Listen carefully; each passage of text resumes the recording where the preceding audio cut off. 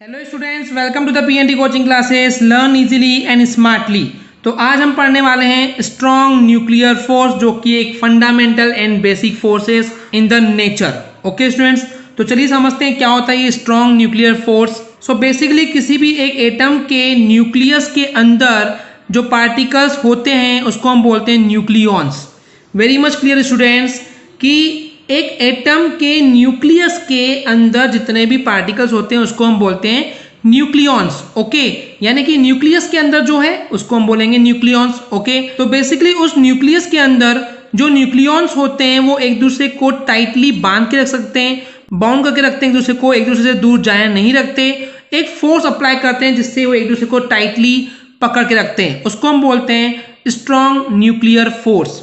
Okay students, इन summary में बताना चाहूंगा किसी एक एटम के अंदर न्यूक्लियस होता है एंड उस न्यूक्लियस के अंदर बहुत सारे पार्टिकल होते हैं जिसको हम न्यूक्लियॉन्स बोलते हैं। ये न्यूक्लियॉन्स एक दूसरे को ताकत से, एक फोर्स से बाइंड यानी कि पकड़ के रखते हैं, उस फोर्स को हम बोलते हैं स्ट्रॉन्ग न्यूक्लियर फोर्स। ओके, इतना क्लियर है। चलिए आगे समझते हैं। तो जैसे कि हमको पता है कि एक एटम के न्यूक्लियस के अंदर प्रोटॉन्स होते हैं एंड न्यूट्रॉन्स होते हैं। ये जो प्रोटॉन्स होते हैं ये पॉजिटिवली चार्ज पार्टिकल्स होते हैं एंड जो न्यूट्रॉन्स होते हैं वो इलेक्ट्रिकली न्यूट्रल पार्टिकल्स होते हैं। ना उन पे पॉजिटिव चार्ज होता है एंड ना ही नेगेटिव चार्ज होता है, इसलिए उनको बोला गया है neutral particles. Okay, so basically आप ये बोल सकते हैं कि प्रोटॉन्स एंड न्यूट्रॉन्स जो कि हमको न्यूक्लियस के अंदर मिलते हैं यही आपस में मिलकर के न्यूक्लियॉन्स बनाते हैं। ओके स्टूडेंट्स, सो बेसिकली एक स्ट्रॉन्ग फोर्स जो कि इन प्रोटॉन्स एंड न्यूट्रॉन्स को बांधे रखता है न्यूक्लियस के अंदर, उसी फोर्स को हम बोलते हैं strong nuclear force.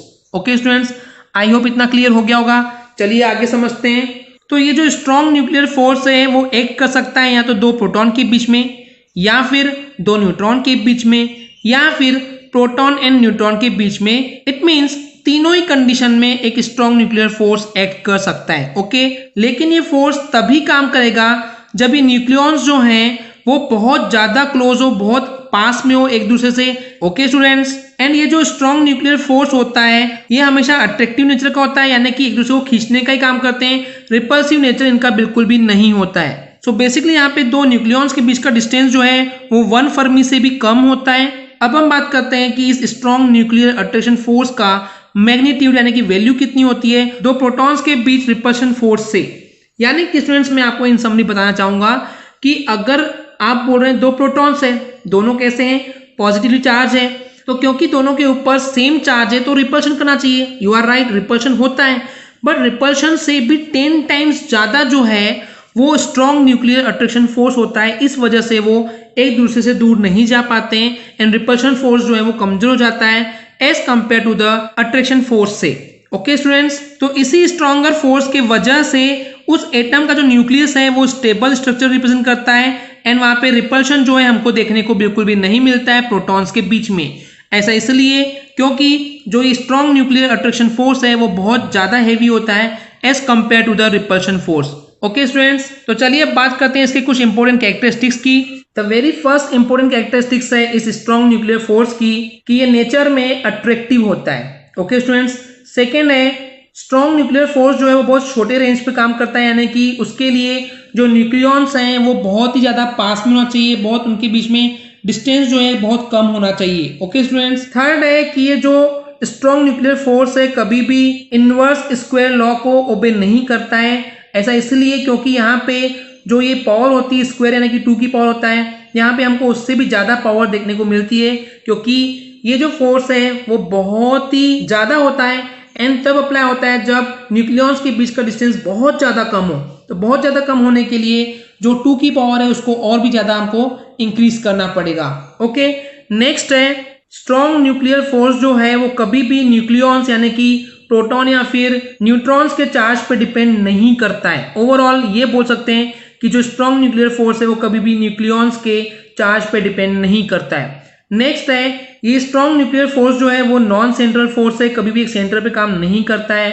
Okay, next है ये कभी भी एक नॉन कंजर्वेटिव फोर्स है। नेक्स्ट है ये जो स्ट्रॉन्ग न्यूक्लियर फोर्स होता है ये हमको देखने इसलिए मिलता है क्योंकि यहाँ पे पार्टिकल्स जो है वो एक्सचेंज होते हैं। ओके, एंड जो ये प्रोसीजर है पार्टिकल्स के एक्सचेंज होने की उसको हम बोलते हैं पाइमेशंस। ओके स्टूडेंट्स, ये याद रखेंगे वर्ड।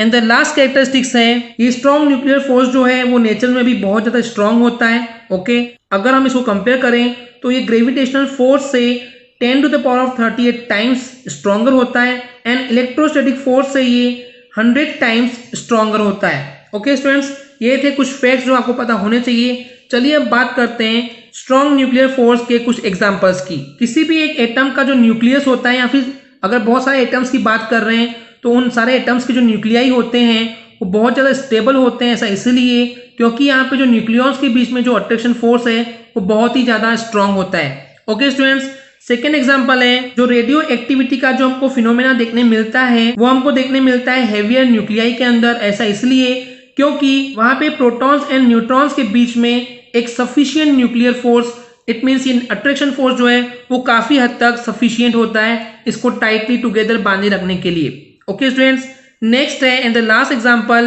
प्रोटॉन्स के बीच में रिपल्शन होने के बावजूद वो फिर भी एक ही न्यूक्लियस के अंदर बने रहते हैं। ऐसा इसलिए क्योंकि वहां पे बहुत ज्यादा स्ट्रॉन्ग न्यूक्लियर फोर्स हमको देखने को मिलता है। Okay students, so I hope आपको क्लियर हो गया होगा कि स्ट्रॉन्ग न्यूक्लियर फोर्स क्या होता है। अगर आपको हमारी वीडियो से कुछ भी सीखने मिला या नॉलेज मिला तो प्लीज हमारे चैनल को सब्सक्राइब कीजिए एंड वीडियो को लाइक जरूर करें। आज के लिए इतना ही, थैंक यू।